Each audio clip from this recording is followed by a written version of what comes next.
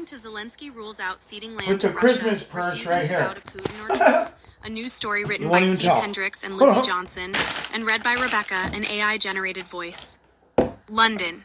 Ukraine will not surrender territory, President Volodymyr Zelensky declared Monday, rejecting a central Russian demand that President Donald Trump had incorporated into his latest proposal to end the Kremlin's war. Under our laws, under international law, and under moral law, we have no right to give anything away, Zelensky said, after meeting with top European leaders to discuss Trump's plan Monday. That is what we are fighting for. The unequivocal declaration that Ukraine will not surrender land could mark the collapse of Trump's latest plan to end the war, a proposal that critics condemned as fulfilling a wish list of Russian President Vladimir Putin. Zelensky, speaking to journalists aboard his flight following consultations with British, French, and German leaders in London, laid out one of his clearest public statements yet on the emerging US-backed proposal. He said the plan had been stripped of what he called explicitly anti-Ukrainian provisions, suggesting that Kyiv was open to a deal.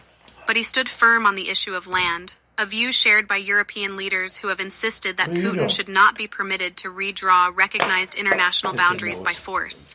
Zelensky said Ukraine will not surrender its territory in the eastern Donbas region, not to hasten peace talks, not to satisfy Washington's push for compromise, and not under pressure from Moscow's continuing military onslaught. Some Ukrainian officials held out hope that the negotiations could still bear fruit. The proposal is closer to be doable for Ukraine, but not easy and not finished, said a senior Ukrainian official familiar with recent discussions, who spoke on the condition of anonymity because they were not authorized to comment publicly.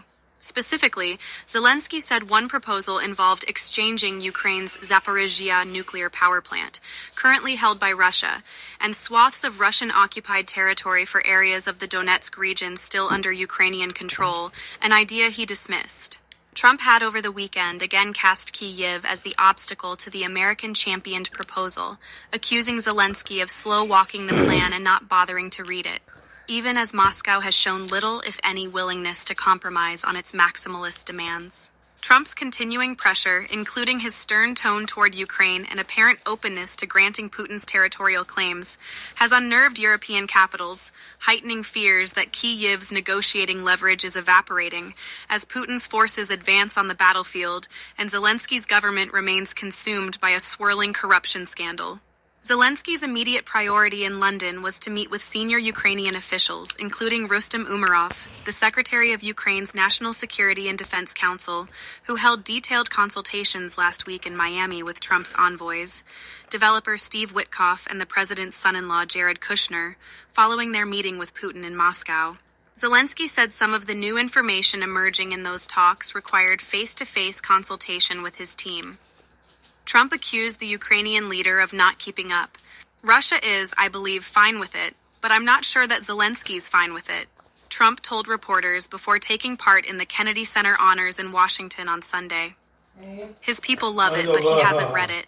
Even before Zelensky's dismissal of key parts of the plan, Ukraine and its European supporters had, in fact, voiced deep apprehension about Trump's plan, which some said originally was so favorable to Russia that they believed it had been drafted by the Kremlin. The Europeans and Ukrainians scrambled to propose changes, including removing provisions that were unacceptable to Kyiv, or that would require broader approval by nations that belong to NATO or the European Union. Zelensky met with the British, French, and German leaders at 10 Downing Street to discuss security, including air defenses and financing for Ukraine's long-term defense. British Prime Minister Keir Starmer said that any deal must include hard-edged security guarantees for Ukraine.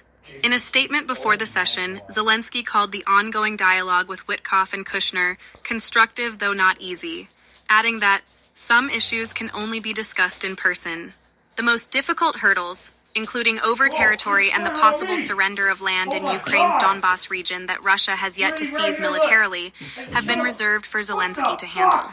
There are visions of the US, Russia, and Ukraine, and we don't have a unified view on Donbas, Zelensky told Bloomberg News on Monday.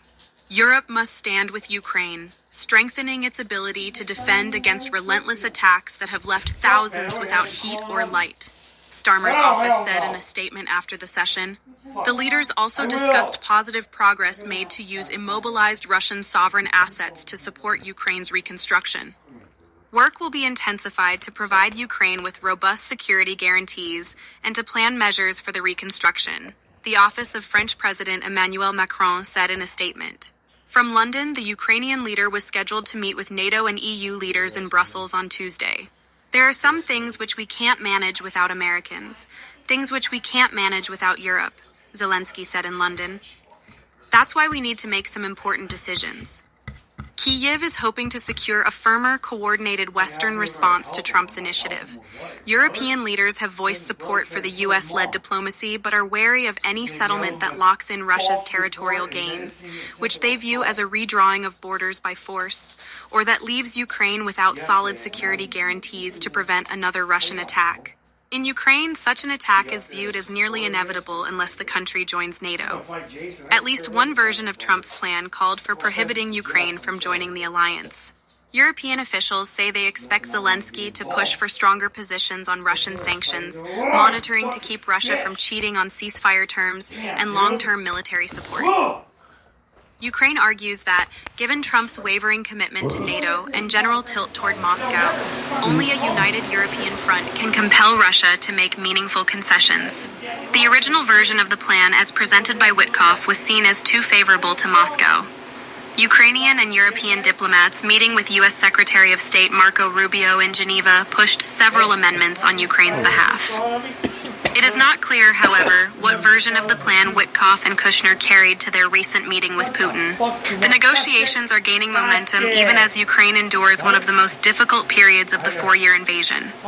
Russian forces are advancing in the east, exploiting Ukraine's shortages in ammunition and fighters. Moscow continues to bomb Ukraine's electrical infrastructure, triggering rolling blackouts and raising fears of widespread outages this winter. Over the weekend, a Russian missile struck a major pharmaceutical distribution center near Kharkiv, destroying a facility that had supplied hospitals throughout besieged eastern Ukraine. Officials said it was Russia's fifth attack on a medical warehouse and warned that the strike would disrupt production of essential medicines, adding strain to an already stressed health system. Zelensky is overseeing Ukraine's response to the talks as a corruption scandal continues to rip through his inner circle. His former right hand, Chief of Staff Andriy Yermak, resigned in November after anti-corruption authorities raided his home and office. Zelensky has yet to replace his most trusted confidant and partner, who was often seen at the negotiating table. Umarov, who has taken over the lead on recent negotiations, is also rumored to soon be implicated in the corruption investigations, which have also led to the recent resignations of the Justice and Energy ministers. Zelensky's former business partner, Timur Mindik, was also swept up in the scandal, which saw some of the government's top leaders profiting off a major kickback scheme via energy contracts. Trump, over his 11-month push to end the fighting in Ukraine, has frequently seemed to blame Ukraine for the conflict. In February, after a lengthy and very productive call with Putin, Trump said Kyiv should be ready to give up on reclaiming Russian-occupied territory. In April, he said Ukrainian resistance to permanently losing Crimea was making it so difficult to settle this war, warning that Ukraine risked losing the whole country. Most recently, Trump has pressed Zelensky to accept the 28-point deal strongly resembling Moscow's demands, which omits clear security guarantees for Ukraine and effectively locks in many Russian territorial gains.